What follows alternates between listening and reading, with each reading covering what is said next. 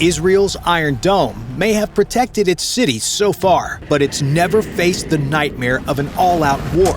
With Hezbollah poised to the north and Iran looming to the east, Israel's defenses are under constant threat. The real question is, what happens when one of these enemies finally decides to strike with full force? Could Israel's defenses withstand a relentless assault from all sides, or is the Iron Dome just the beginning of what's needed to survive? The Iron Dome is a Tier 3 defense system developed and maintained by Rafael Advanced Defense Systems and Israel Aerospace Industries to protect Israel from low-range rocket attacks and artillery fire. With interceptor missiles like the EL-M-2084 and Tamir, Iron Dome is a cheaper alternative to the US's AMRAAM. Think of it like this. Imagine you wake up to realize all your neighborhood kids decided to hurl rocks at your house. But unbeknownst to them, you have a defense mechanism of your own. This mechanism detects and identifies the trajectory of each stone thrown at your house and sends one back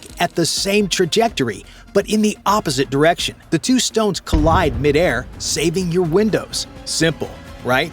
Israel's Iron Dome works in the same way. Only stones are replaced by much larger and much more expensive rockets. So while it would cost you nothing to replace the stones in your mini war machine, Israel has to spend more than $50,000 on replacing a single interceptor missile in its Iron Dome. Here is the reality. The Iron Dome hasn't failed yet, but in the heat of an all-out war, even Israel's robust defense systems could be overwhelmed. You see, the Iron Dome is a system best suited for battle defense. The integral part of Iron Dome, its missile launch unit, which often houses no more than 20 Tamir interceptors, and its radar monitor. So, a single Iron Dome site is limited to intercepting no more than 20 missiles. Before a missile is launched, the Battle Management and Weapons Control, or BMC for short, calculates the impact point from the data reported by the radar and then maps a waypoint for the interceptor missile to successfully neutralize the enemy missile. As effective as it may sound,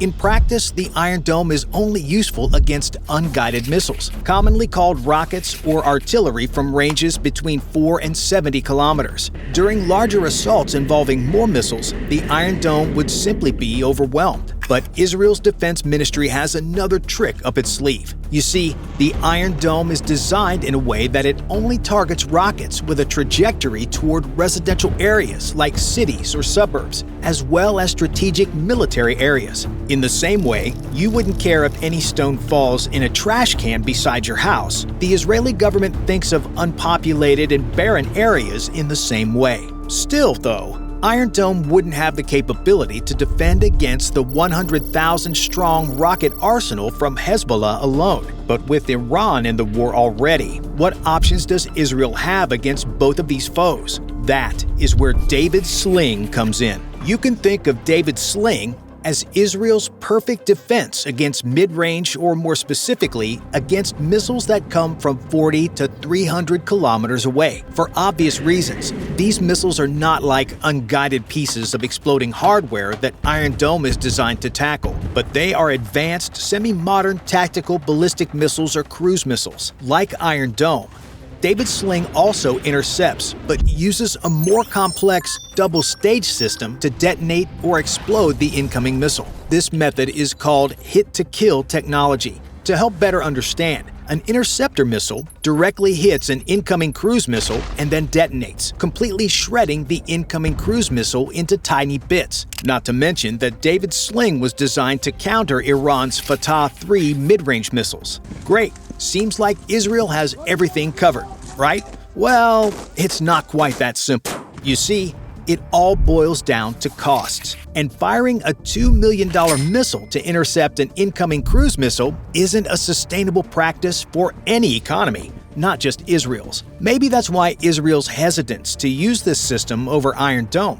can be noticed in only the handful of times we've actually seen the David Sling in action, such as when it was used to stop the actual cruise missiles like a Badr 3 rocket fired from the Gaza Strip toward the city of Tel Aviv in 2023. Not to mention that David Sling is a Tier 2 defense system and only best suited against mid-range missiles. In short, David Sling can handle much of what Iron Dome cannot, but there are even bigger missiles and heavier payloads than the Russian Iskander or the Chinese DF-15 cruise missiles, like Iran's Shahab-3 ICBM. So, how does Israel, with limited funding and already stretched-thin resources, defend itself against warheads capable of annihilating entire cities? The Arrow 3 project is a Tier 1 surface-to-air defense missile system and deals with the most complex aerial assaults that are beyond the capabilities of traditional air defense systems. Possessed by only a handful of countries in the world, the Arrow 3 long-range defense system can essentially destroy threats before re-entry into the upper atmosphere and even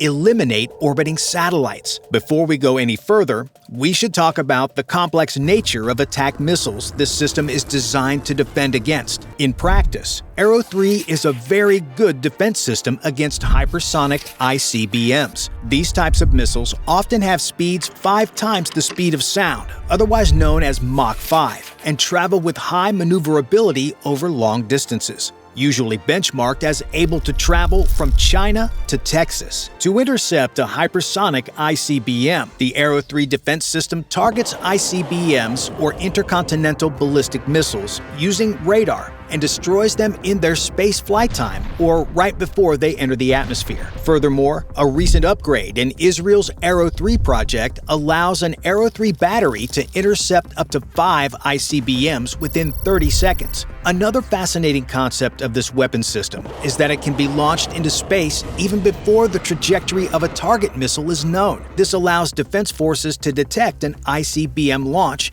and send out an interceptor while the system calculates the true trajectory of the incoming missile. The only downside of the Arrow 3 project is that the cost of operation of a hypersonic interceptor is even higher than that of a hypersonic ICBM. Therefore, 6 Arrow 3 missiles make up a missile launch unit in an Arrow 3 interceptor site, while the rest of the procedure remains essentially the same. These 3 systems form the foundation of Israel's critical air defense systems and often work in complete sync with each other, fully utilizing their capabilities. The Iron Dome, being the innermost defense system, beats David Sling and Arrow 3 in operational efficiency, as these systems have seen operational failures. But the efficiency of such complex systems could also be diminished if they cannot coordinate and operate jointly. So, how is Israel able to not only run but sustain these layered systems? The Iron Dome, the David Sling, and now Arrow 3 defense systems are integrated throughout the battle management software provided and maintained by Rafael Advanced Defense Systems and Israel Aerospace Industries, with significant support from the U.S., allowing defense forces to operate in complete sync.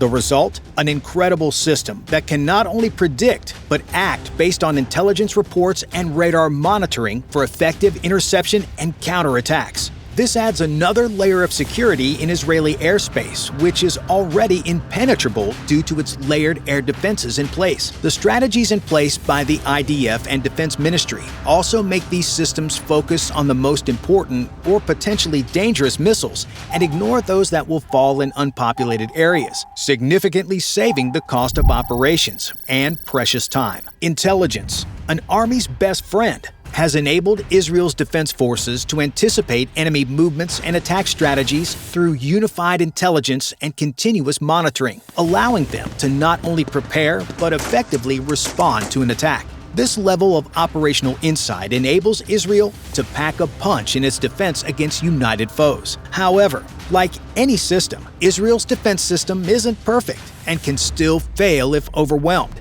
Would Israel's allies be able to help in that case? Simply put, Israel's allies are the biggest players in its defense strategies and systems. The U.S. and Jordan intelligence agencies have helped Israel intercept and prepare for missile attacks, enemy movements, and other critical elements. This has not only enabled Israel to take significantly fewer hits, but also improve the morale of its forces. Large sums, amounting to billions of dollars, have been invested by the U.S. in Israel's Iron Dome, David's Sling, and the most recent Sky Scepter initiatives. In contrast to other partners, the U.S. Army's operational experience further complements the already impeccable defense technology that Israel possesses through occasional Army training and joint drills. Additionally, you may have caught a glimpse of President Biden's public statement in favor of Israel and warning Iran that the United States will work with Israel to exact severe consequences for its missile attack. Washington also shared that the United States Navy fired a dozen interceptors against Iranian missiles headed toward Israel. In every possible way, this statement is nothing but an affirmation of strong ties with Israel. Moving over to the Middle East, Saudi Arabia has also shared contributing information with Israel, and even though it maintains a neutral role in the conflict, has looked favorably towards Israel. Likewise, Jordan's intelligence agencies work closely with Mossad, Israel's intelligence network, to prevent potentially crippling attacks and identify wanted characters, sometimes within Israel itself. Collectively speaking, Israel can fight a multi-front, all-out war, but its defense systems and resources can only hold up for a matter of days. Severe fund shortage, incapacitation of defense systems, and depleting morale for its forces would be a crippling blow. All in all, without air defense, ground troops would be stretched far too thin to counter any other variable, considering Israel's defense systems would simply be outnumbered against, let's say, a combined faction of Islamic states, and would have to resort to significant military aid from its allies. So, in the long run, Israel's allies would have to play a critical role in supporting and possibly allowing Israel to survive and further fortify its defenses. Bye for now.